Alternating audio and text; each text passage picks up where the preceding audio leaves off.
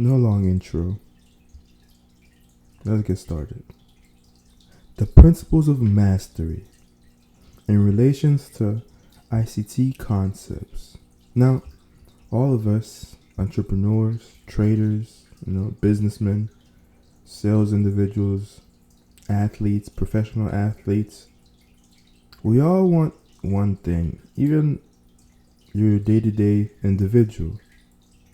Peace and quiet and happiness and financial freedom. And to a small group of us, some of us want more. We want what we call mastery. We want to achieve mastery.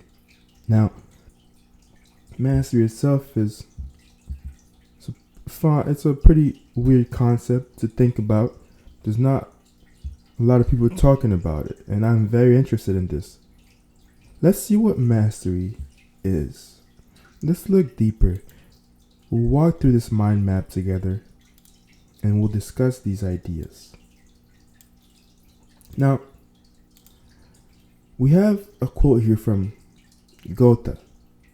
He said, "What man in the world would not find his situation intolerable if he chooses a craft, an art, indeed any form of life, without experiencing an inner calling? Everything on this earth has its difficult sides. Only some inner drive pleasure. Love can help us overcome obstacles, prepare a path, and lift us out of the narrow circle in which others thread out their anguished, miserable existences." Now, it's very important for us to understand this. You get to choose or not what you do with your life. For most of us listening here, you guys are traders, and more specifically, perhaps ICT traders. And I know a lot of you guys want to see what I have here under ICT, and we'll discuss that soon. But when it comes to picking a path, choosing a craft, an art, when we experience an inner calling, it makes everything worth it, no matter how hard it is, no matter how difficult we can endure. But for the person that chooses something without experiencing that inner calling, it is very hard. Their lives become miserable existences. And you can see why it's very crucial for you as an entrepreneur, trader, business person, sales guy, copywriter, whoever it may be. Maybe you aspire to be a professional athlete, that you choose a craft or an art or any life form for that matter with some level of inner calling, because it will be very difficult when it comes to mastery. Now, a lot of you guys may ask, well, how do I achieve mastery? Well, Malcolm Gladwell, he coined this term called the 10,000 hour rule. And Malcolm himself, he referenced that from K. Anderson. And we have a quote here from K. Anderson. He says, "The role of deliberate practice in the acquisition of expert performance."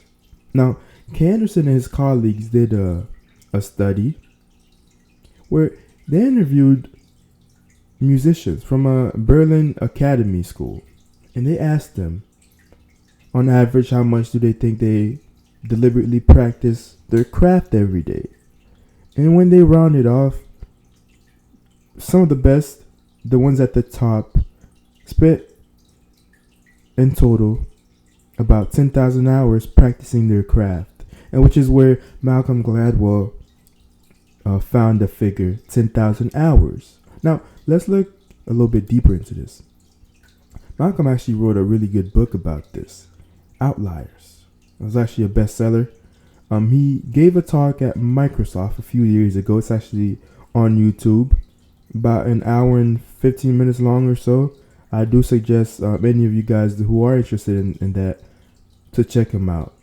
And he specifically talked about the differences between a successful person and a failure, and what makes someone a successful individual and what makes the other a failure. It's not IQ like you would like to believe, although it does play a part of it. But I do suggest you guys check him out. And here's what Oprah Winfrey said. I love the theory of that there's 10,000 hours behind anybody who ever gets to be successful. Now, for a lot of you, you may already realize 10,000 hours isn't exactly a small amount of time. Assuming you're practicing your craft an hour a day, it would take about 27 years to reach 10,000 hours. Quite a long time, right? Let's say 2 hours a day. It'll probably take, let's say, 13 hours or so. 13 years or so to reach your 10,000 hour mark.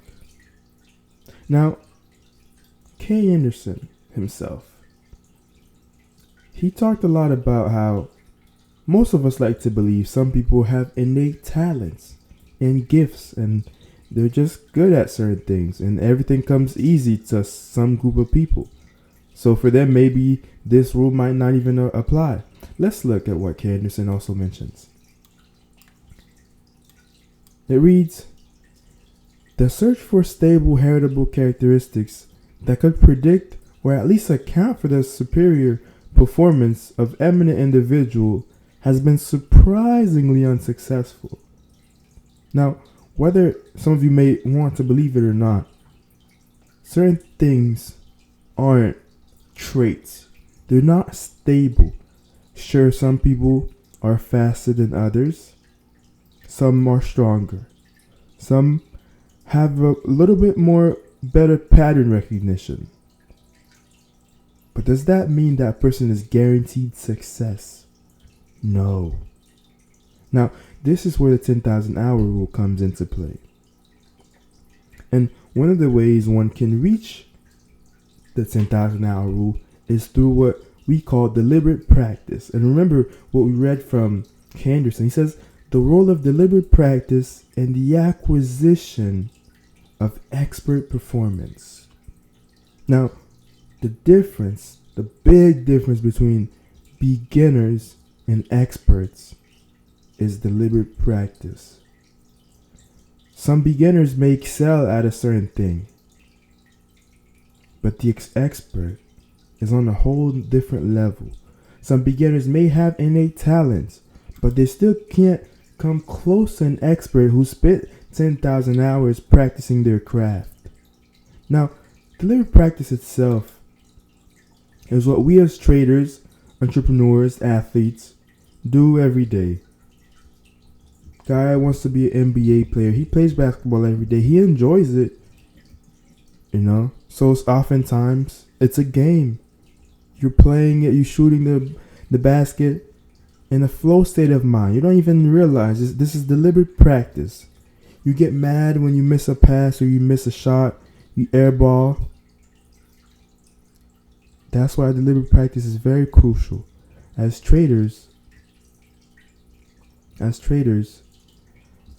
for all of us, we deliberately go into the marketplace day in and day out, even at the times we shouldn't be there, to practice our craft.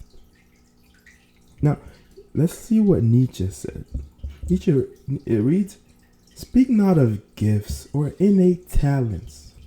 One can name all kinds of great men who are not very gifted, but they acquired greatness, became geniuses. Now, Nietzsche understood a lot of this has to do with repetition. No one's innately born great, no matter what you'd like to believe. LeBron James wasn't always LeBron James. Cristiano Ronaldo wasn't the GOAT the minute he was born, or and same for Messi. Now, with the use of deliberate practice, the time and effort you spend practicing your craft, you get feedback. The minute you put on a trade, the minute you press that button, you get feedback. Feedback is good. Whether it's good or bad feedback, you need feedback to know exactly where you are in your development and what exactly you need to focus on and what you need to work on. That's why we need a lot of deliberate practice. And only deliberate practice can get you from a beginner to an expert. And throughout the years, when you spend your 10,000 hours, a lot of it will be done through feedback. And when you get feedback, afterwards, you'll see obstacles. Lots of obstacles. Certain thinking patterns that you have to fix. You get anxious when your trades are in profit, so you quickly close them. Have to fix that. Maybe you close the trades too early. Sometimes you may hold on too late. These are obstacles that you must overcome. You must resist the urge to chase price during FOMC, CPI, non-farm payroll, PPI. You have to overcome these. As traders, I know in my personal life, I had a lot of character flaws I didn't even know I had. I didn't know I was greedy until I was chasing price every day. Now I realized, I guess I am. I gotta fix that. I didn't know I was scared of my own decisions until I was putting on trades and then overthinking all of them. The minute I would put on the trade, I would be scared because I didn't trust myself. All these are flaws in my character that I had to overcome. I had to look deep into and fix. And deliberate practice takes you from a beginner to a master. And that doesn't happen overnight. It doesn't happen in a year or two. But let's assume you're spending 5 hours trading in London, 5 trading in New York. So that's about 10 hours a day. You'll probably reach your 10,000 hour mark within somewhere 4 to 5 years, being modest. But you're not trading every day. So let's probably say 5 years. But if we're being realistic, trading, you really won't be a master in 5 years because these markets move in cycles. They move in cycles. One of the reasons why we all love ICT and respect him is because he's been through these market cycles. 30 years of experience. You can't buy that on eBay. You can only live through that. And the feedback you get from 30 years is not the same you get in 5, 4 years, 3 years. Like a lot of you have been trading for, including myself. So that's why in this pursuit of deliberate practice and to reach the 10,000 hour golden rule, really, we can all attempt to do things to speed it up. Watch more videos, practice more, back test more, forward test more. Which is nothing wrong with that, as long as you understand what you're aiming for. And we should all aim for mastery to a certain degree. Now, I know a lot of you want to see what's here, some of our ICT stuff, but let's go into Neville Goddard, one of my favorite authors. He wrote Feeling is the Secret, also a great book. Let's take a look. Neville mentioned that he that would perfect himself in any art whatsoever, let him betake himself to the reading of some sure and certain work upon his art many times over. For to read many books upon your art produces confusion rather than learning. Now, this is important. For some of you beginners, let's say you're just finding out about Michael and you're studying ICT's concepts. It's a bit hard to wrap your head around, to delete the indicators and learn how to read price action. So in between, you'll watch a couple of videos about random strategies, about indicators and stuff, or you read books about supply and demand, and you think, if for some reason, I merge all this up with the order block, I should be able to be profitable. I'm going to use the RSI with the MACD, plus supply and demand, plus the order block and the fair value gap. I'm going to be undefeated. that isn't true. Because merging all these concepts and these philosophies together, they produce confusion rather than learning. Now, about a year ago, I had a podcast with one of my earlier mentors, Kevin from White Oak University. I like what he does over there at White Oak University. Puts the KOT report to very good use. Commitment of Traders report, for some of you that may not know. And I had a podcast with him. And I had another podcast maybe a couple of weeks later with FX21. He's pretty big on the Twitter space when it comes to trading. He's one of those popular guys, I suppose. And we had a podcast together. Great conversations, really cool dude.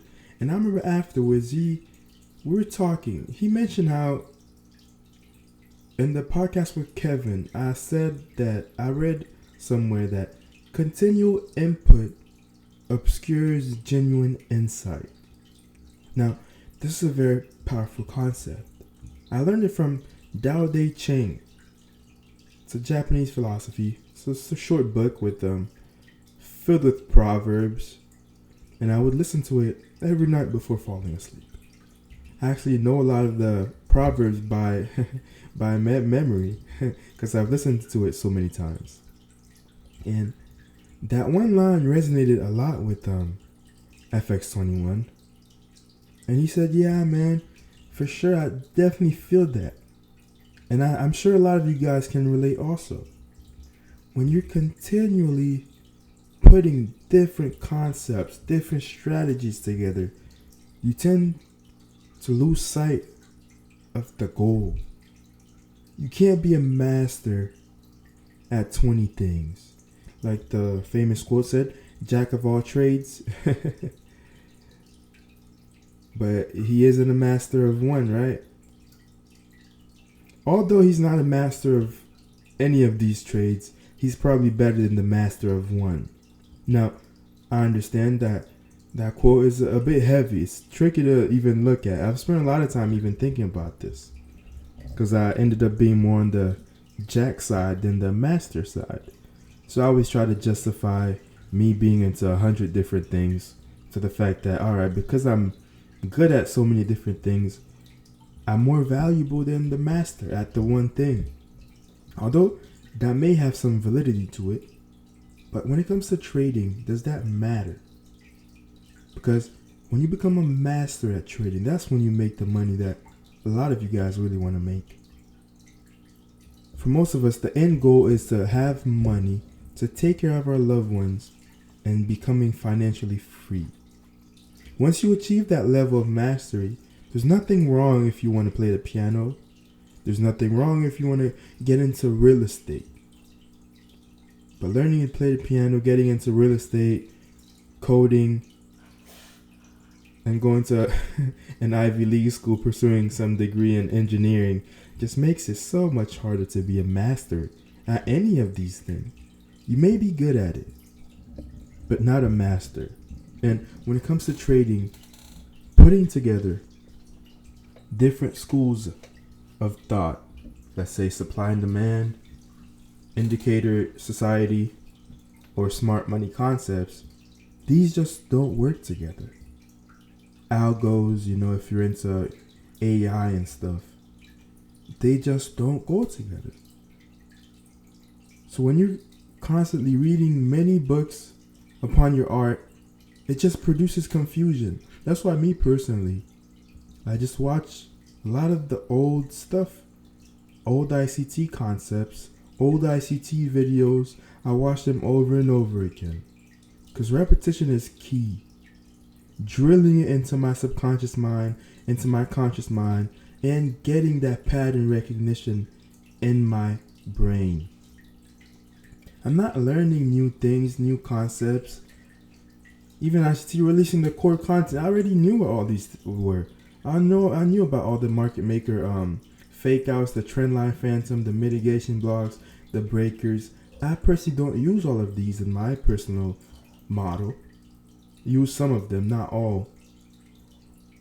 But I'm not focused on those. I already have what I'm looking for.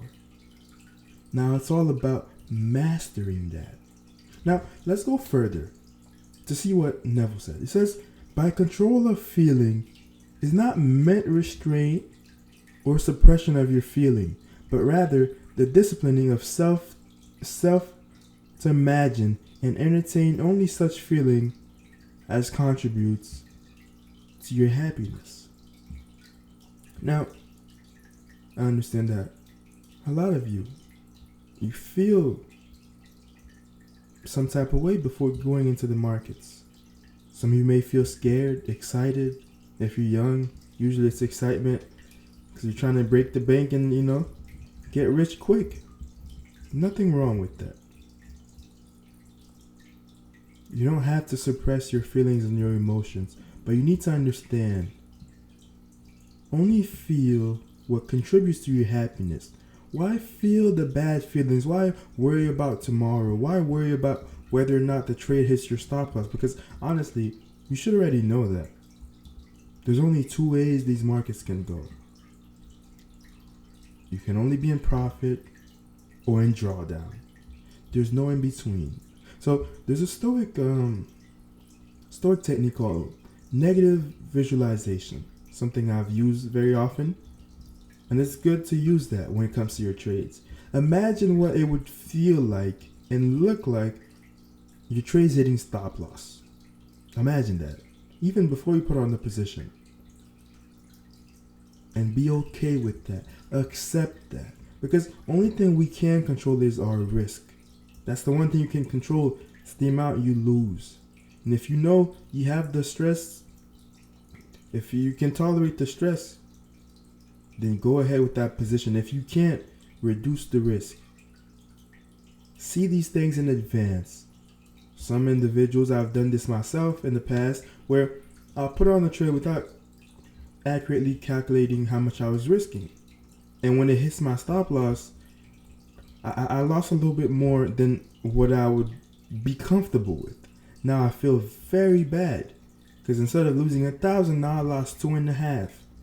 Now that's painful. Let's go further. It says, no idea can be impressed on the subconscious until it is felt. But once felt, be it good, bad, or indifferent, it must be expressed. Feeling is the one and only medium through which ideas are conveyed to the subconscious. Now understand this, guys.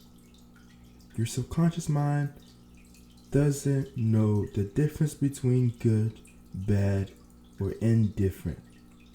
It only knows what you impress upon it through feeling. That's why feeling is the secret. If you feel like you passed your FTMO challenge, who's to tell you that you did it? Your subconscious mind doesn't actually know you did it. So it operates under the pretense, whether it's a fake pretense or not, that, hey, you passed your FTMO challenge. So now you start thinking as if you have an FTMO challenge. Your subconscious mind is doing things to you. You're seeing things in the physical world that represent your vision. Now, that's why it's very good to understand that feeling is the secret. Because some of you guys, you feel scared about the markets. But when those feelings get impressed into the subconscious mind, it actually comes true. Because feeling is the link to the subconscious mind. The things you feel, the subconscious mind attract to you. And you find that a lot. A guy that's into business, most of the people in his life are into business. Why? Because he's taking a business class. So a lot of the students there are probably pursuing business degrees.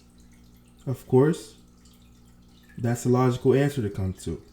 But what happens when he meets someone at Starbucks who's also into business, and they have a great conversation, they hit it off, and they become partners? And these two becoming partners, they meet more individuals that think like them. That's the subconscious mind attracting what you feel yourself to be. You feel like you're a profitable trader. Your subconscious mind doesn't know if you're not. So it attracts whatever profitable traders attract. other profitable traders, better systems, better books. Now, it's very important to understand this. One thing that recently happened to me, yesterday had my first class for the semester. Well, not my first one, but one of my classes. It's a business class, and oddly enough, one of my professors, the professor for that class, he was a position trader at Citibank, and quite ironic that one of my professors was a trader, don't you think?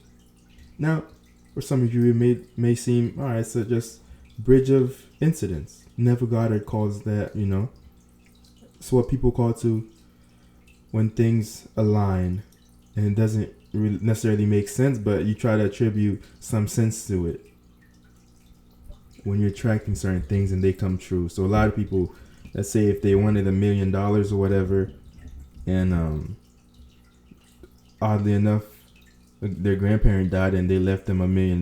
They say, all right, that's a big coincidence. Maybe not. Maybe not.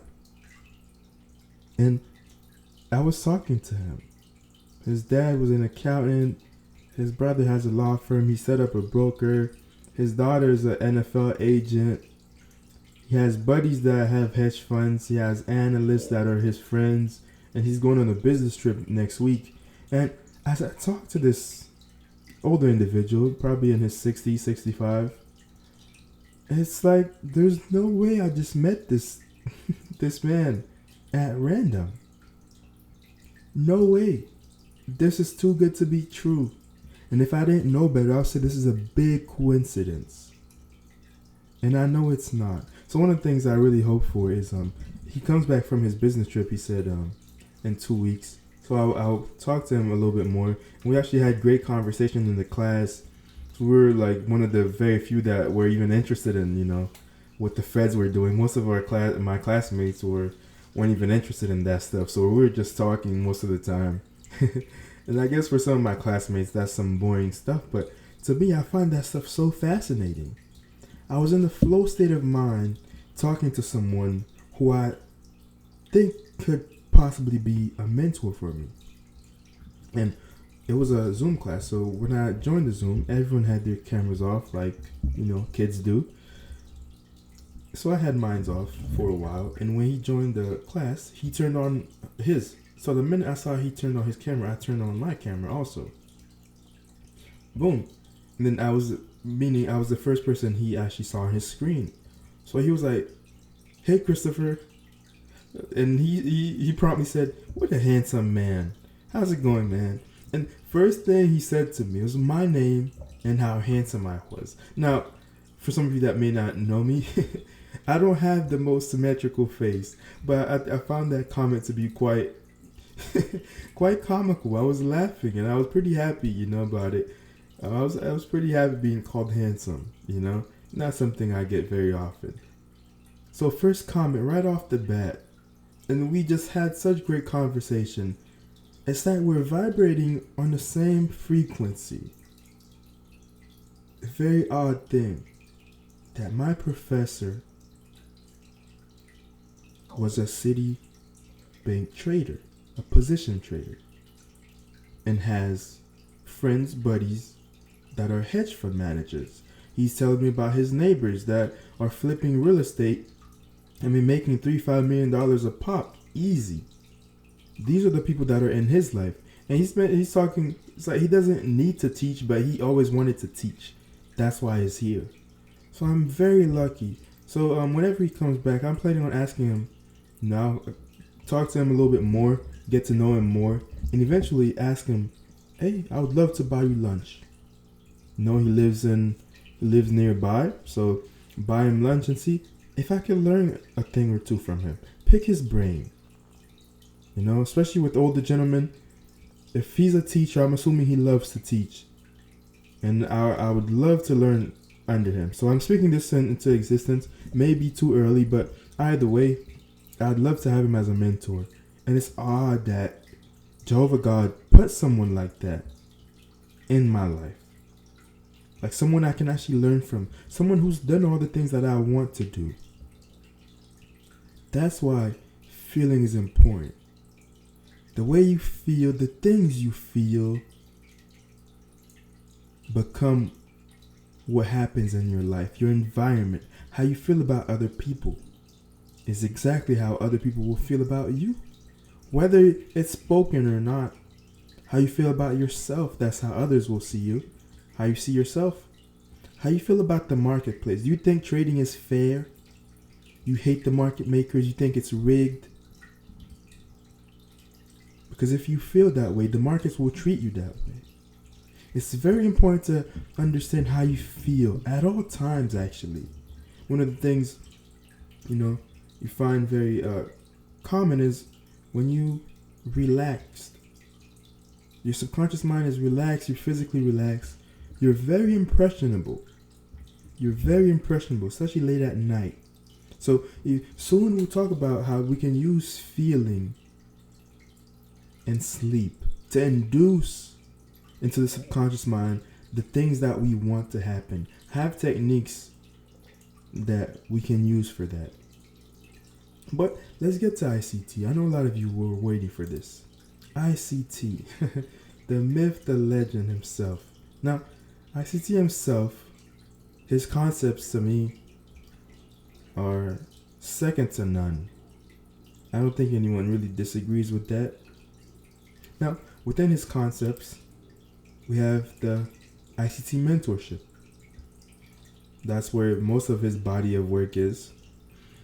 And we have the free tutorials on YouTube. And now, most recently for this year, we have the core content. Within these three, there's more content than any of you guys could possibly study. Studying these all his content 3 times over would probably take you about 10,000 hours. And one of the things I'm really happy about is, even though I spend 10 hours a day looking at these charts, I spend another 2 or 3 every day watching ICT mentorship videos or core content or YouTube free tutorials, continually drilling the concepts in my head, the patterns in my brain, the pattern recognition. One of the big differences between chess players. A lot of people think chess players have great IQ, like super high IQ. But it's because to be a chess grandmaster, the 10,000 hours is important. And what's important also is pattern recognition. And you really improve on your pattern recognition with time and effort, deliberate practice. Working on the same strategies, and you can see the same strategy coming together from different angles, different sides, different perspectives. And that's what studying ICT's concepts do. ICT has thousands of hours of tutorial and free stuff on his YouTube channel. Just go do this real quick. Go on his YouTube channel. Look at every video ICT has produced on that channel. How long they've been. And if you want, add them all up. It's going to be thousands of hours. He has 30 years of experience. The time it takes, the production of those videos, to find the charts, to mark up the charts for those videos. You can imagine, ICT is a master at his craft. And that's why we all look up to him, because he spent his 10,000 hours. So understand that. We don't even have all of his material. But if you add up all of his content on YouTube, you can quickly see ICT is a master at his craft. Now, another thing ICT talks a lot about is time and price. Now, time and price itself is one of my favorite concepts, time and price theory. We have seasonal tendencies. Day of the week, day of the month, And day of the month, more specifically, is something I've learned from Larry Williams. He actually has certain days of the month.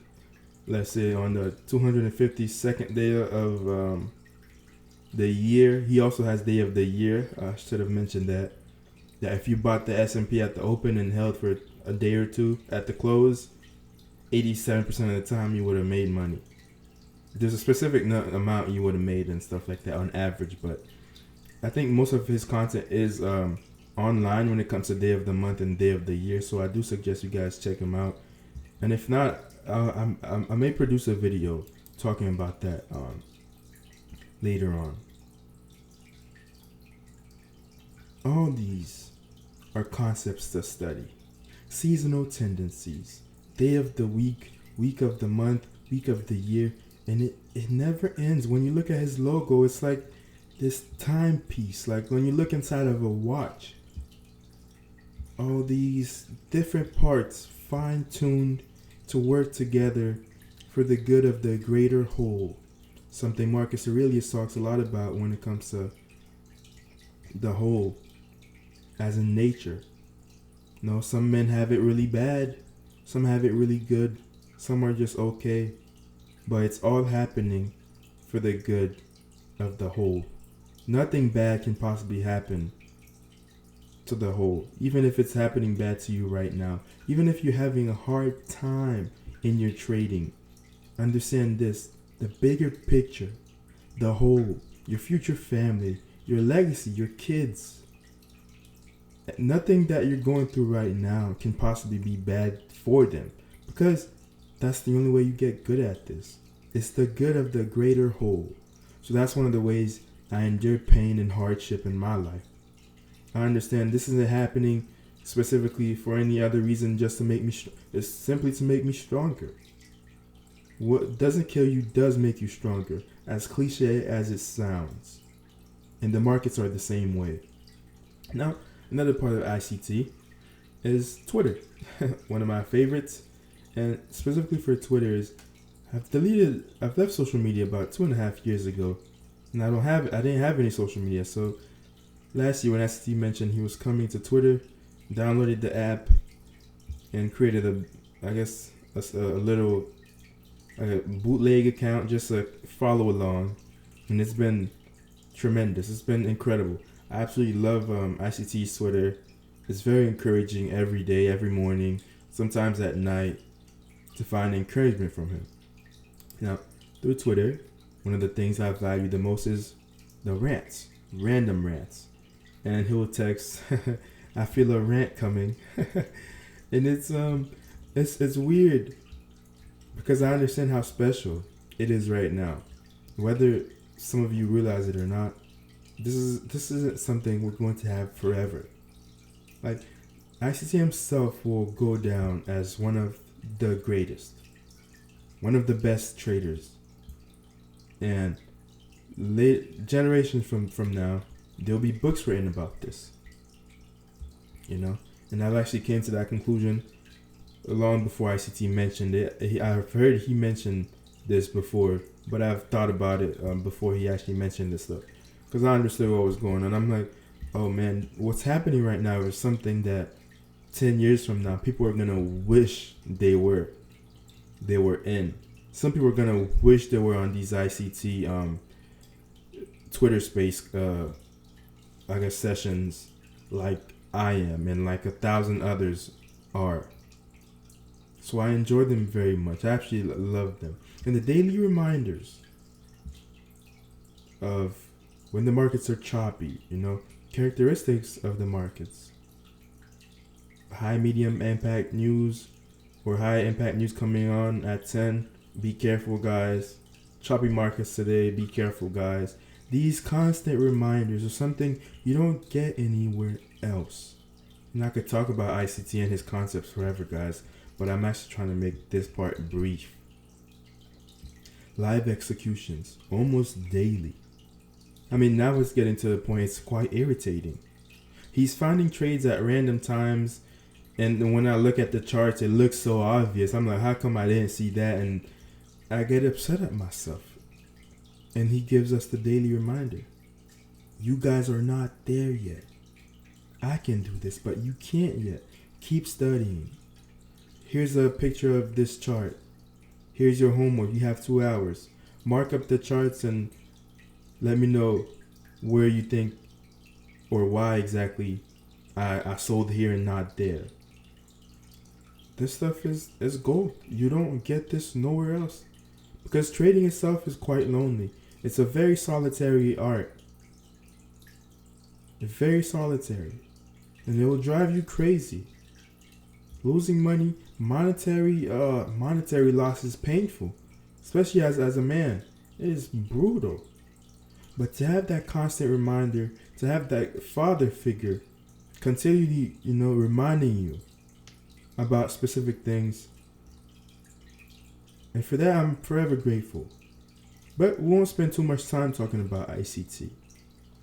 And I hope today's session reminds you of what exactly you should be pursuing.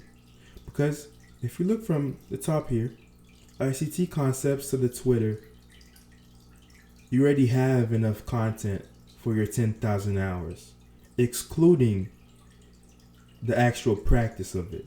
Not even the time you're spending in the charts yourself.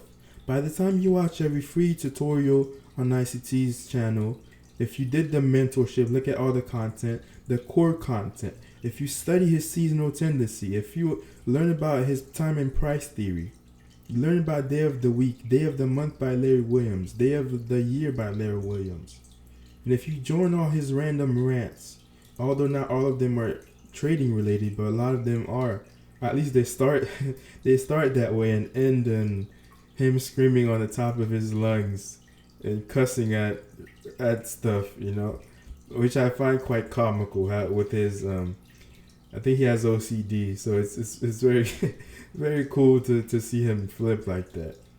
The daily reminders, the live executions, this itself will take you a lifetime to get through.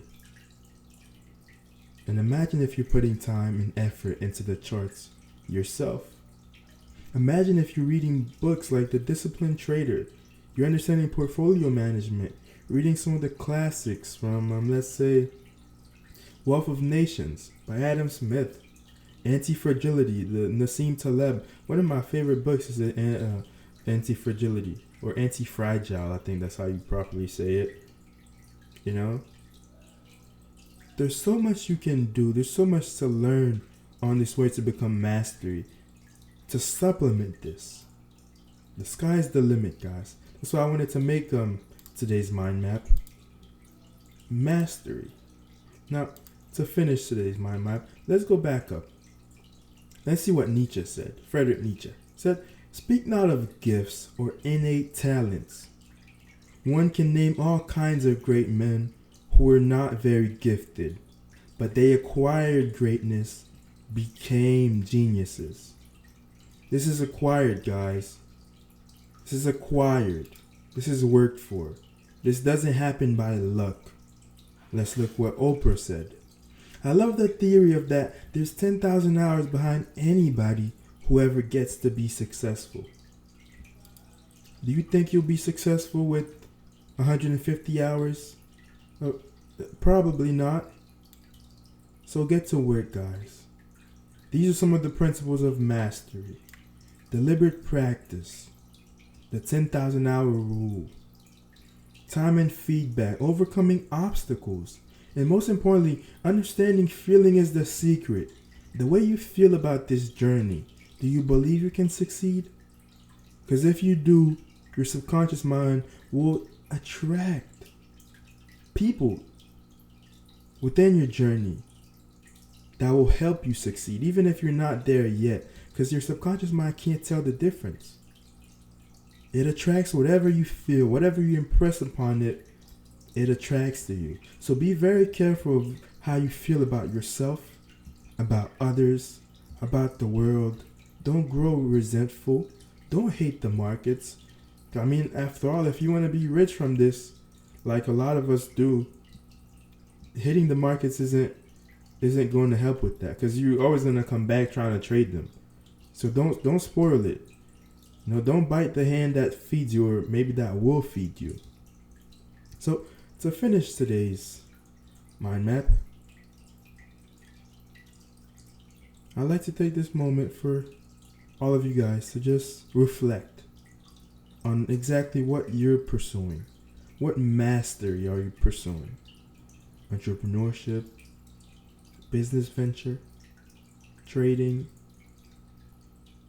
musician, an art and a craft, technology, professional athlete, or if you're just a regular person, whatever it is that you want to master, reflect on it. Are you willing to spend the 10,000 hour rule? Are you willing to deliberately practice even when there's obstacles, even when there are resistances that you have to overcome, even when you get negative feedback? Because the markets will hurt you. It will hit your stop loss. But are you willing to keep on putting the time, the effort into it to reach your 10,000 hour rule? Now, of course, doesn't mean when you get to 10,000 hours you stop, because that really is simply the baseline. So remember, guys, the role of deliberate practice and the acquisition of expert performance. K. Anderson. You guys have to deliberately practice whatever craft it is. Your mama can't wake you up in bed and tell you to go work out if you want to go to the NBA or the National Football League. You have to do that yourself. You have to find motivation within yourself. And it comes from two different places, either inspiration or desperation. I'd love to believe that for most it's inspiration, but for most of us, including myself, motivation came from desperation. And you get to a point where you don't need desperation or inspiration no more, because you find happiness being yourself and where you are in life. But that's all for today's mind map. So no long outro. That was it. Hope every one of you guys find your path towards mastery and find whatever craft that you choose, whatever art, and I hope you guys experience your inner calling.